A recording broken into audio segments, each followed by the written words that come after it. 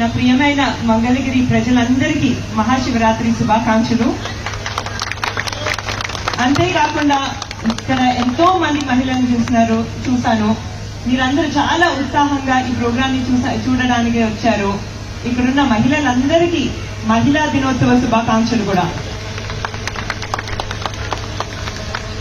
శివరాత్రి వేడుకలు మరియు మహిళా దినోత్సవం ఒకటే రోజు జరుపుకోవటం చాలా గొప్ప విషయం. ఎందుకంటే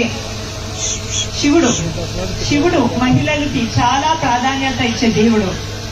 మనం చూసుకుంటే శివుడు పార్వతీదేవిని కూడా తనతో చాలా సమానంగా చూసుకుంటారు. అదే కాకుండా శివపార్వతులు శారీరకంగా ఒకటే అయ్యారు. అందుకే శివరాత్రి మరియు మహిళా దినోత్సవం ఒకటే రోజు జరుపుకోవటం నాకు చాలా ఆనందంగా ఉంది. అది కూడా మన మంగళగిరిలో, మన లోకేష్ గారి మంగళగిరిలో జరుపుకోవటం నా అదృష్టంగా భావిస్తున్నాను.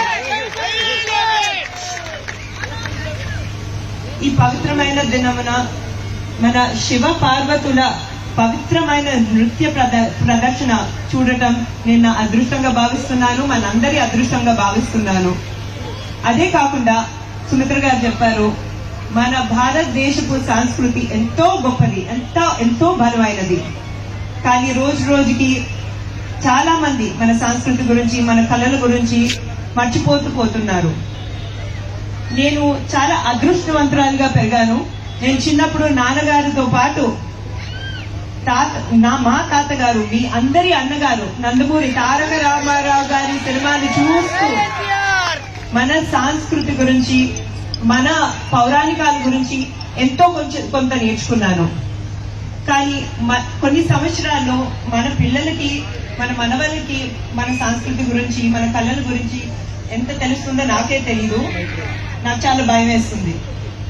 ఈ నేపథ్యంలో పరంపరా ఫౌండేషన్ వాళ్ళు మన సంస్కృతిని రక్షించడానికి చాలా కృషి చేస్తున్నారు.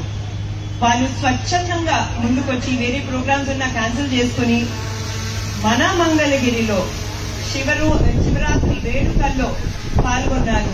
దానికి నా ధన్యవాదములు.